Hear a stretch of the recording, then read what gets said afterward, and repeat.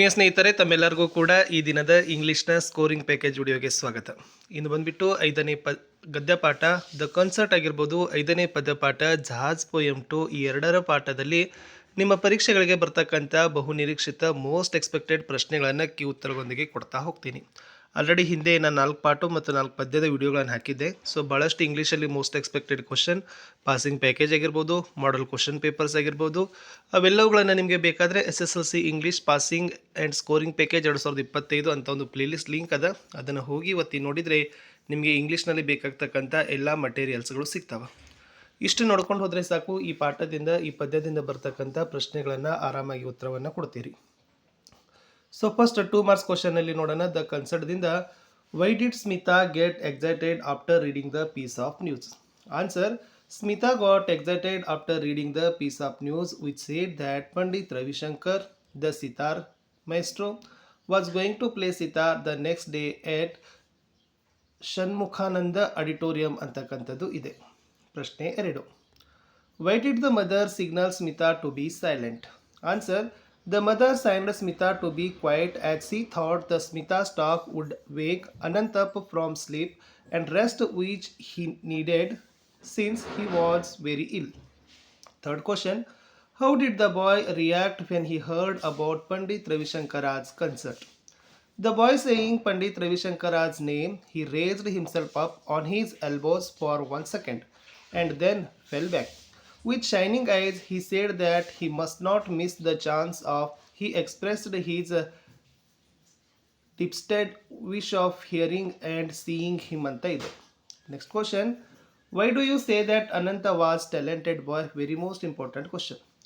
Even though Ananta was just 15 years old, he was the best table tennis player in the school. Also the fastest runner. Ananta was learning to play sitar and he was able to compose his own tunes to the astonishment of their guru ಅಂತಕ್ಕಂಥದ್ದು ಇದೆ. Next question. Why did the family come to Bombay ಅಂತ ಕೇಳಿದ್ದಾರೆ. Ananta's family had come to Bombay to get good treatment of Ananta from a good hospital. They had high hopes in the modern science and they believed that he would be cured at the hospital. Sixth question. How did the doctors indirectly convey the bad news of Ananta not having many days to live? The doctors at the hospital did not directly say that Ananta was going to die. Instead, they told the family to take Ananta home, give him the things he likes and indulge him with favorite activities ಅಂತಕ್ಕಂಥದ್ದು ಇತ್ತು. Next question. How did the family members behave around Ananta even though they knew that Ananta was going to die? When the family knew that Ananta did not have many days to live, they did not express their fears. They laughed, smiled and talked. They surrendered. Ananta was whatever made him happy, gave the things he liked ಅಂತಕ್ಕಂಥದ್ದು ಇತ್ತು. ಇನ್ನು what were the people doing in the park ಹೇಳಿದ್ದಾರೆ. In the park people were walking, running, playing ball, doing yogic exercises, feeding the ducks and eating roasted gram and peanut ಅಂತ ಇದೆ. ಇನ್ನು how did Smita make her way to the wings of the stage? Smita wriggled her way through the crowd towards the stage even as her heart was beating loudly. She climbed up the steps to meet the maestro. Next, how did Smita feel when she was the two great maestros of music? When Smita saw the two greatest maestros, her knees felt weak, her tongue dry. However, she went up and stood before them with her hands folded. She burst out saying oh sir ಅಂತ ಇದೆ. ಇನ್ನು 2 RC ಕೊಟ್ಟಿದ್ದಾರೆ.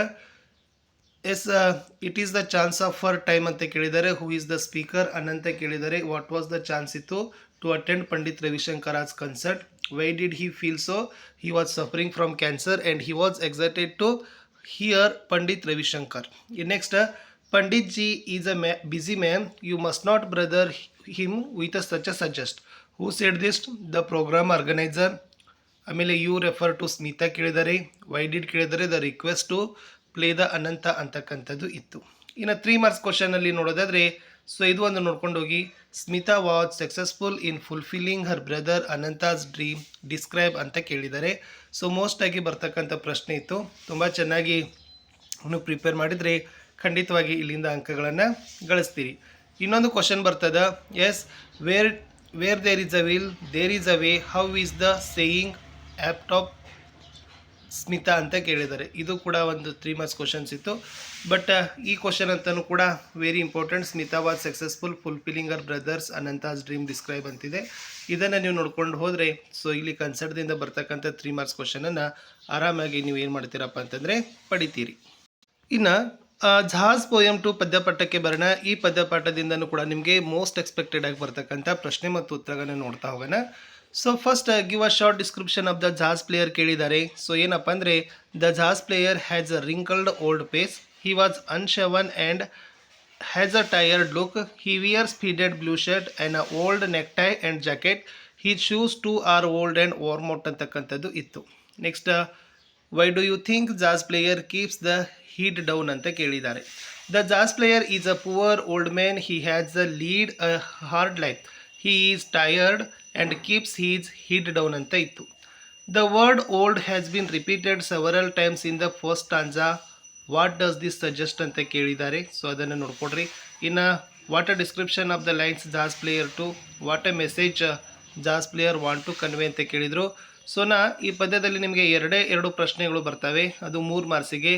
ಒಂದು ಇದೇ question ಭಾಳ ಸರಿ ನೋಡಿದ್ದೀವಿ, ಯಾವುದಪ್ಪ ಅಂತಂದರೆ describe how the physical appearance of the jazz player is a contrast to his a skill in playing saxophone ಅಂತ ಕೇಳಿದ್ದಾರೆ.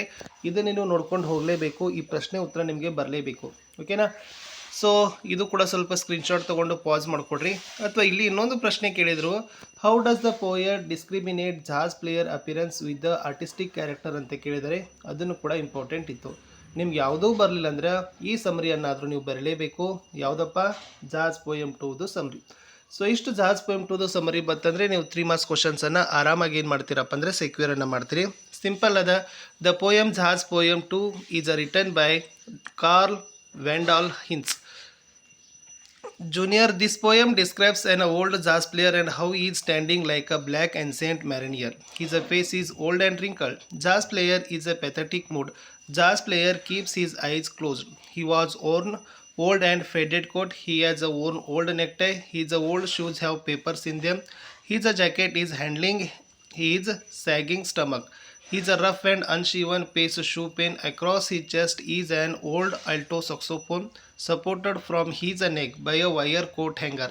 At first he keeps his head down and appears lifeless. When it turns to play, he lifts the saxophone to his parted lips. Suddenly he is filled with a new life. There is a power in his music which draws attention of people to listen. The poet says that now he is no longer an ordinary man. He is transformed like a bird, flying higher and higher, totally lost in the beautiful music he products ಅಂತ ಬರೆದ್ರೆ ಖಂಡಿತವಾಗಿ ನಿಮಗೆ ಏನಾಗ್ತದಪ್ಪ ಅಂದ್ರೆ ಅಂಕಗಳನ್ನು ಕೊಡ್ತಾರೆ. ಇಷ್ಟು ಜಹಾಜ್ ಪೋಯಮ್ದಿಂದ ಬರ್ತಕ್ಕಂಥ summary ಇತ್ತು. ಸೊ ಎನಿ ಕ್ವಶನ್ ಬಂದರೆ 3 ಮಾರ್ಕ್ಸಿಗೆ ಇದನ್ನು ಬರೆದ್ರೂ ಕೂಡ ಕೊಡ್ತಾರೆ. ಇಷ್ಟು ನಾನು ಈ ವಿಡಿಯೋದಲ್ಲಿ ದ ಕನ್ಸರ್ಟ್ ಮತ್ತು ಜಹಾಜ್ ಪೋಯಮ್ 2 ಬಗ್ಗೆ ಕೊಟ್ಟಿದ್ದೀನಿ. ನೆಕ್ಸ್ಟ್ ವಿಡಿಯೋದಲ್ಲಿ ಉಳಿದ ಎಲ್ಲ ಪಾಠಗಳನ್ನು ಮುಗಿಸ್ತೀನಿ. ವಿಡಿಯೋ ಒಂದು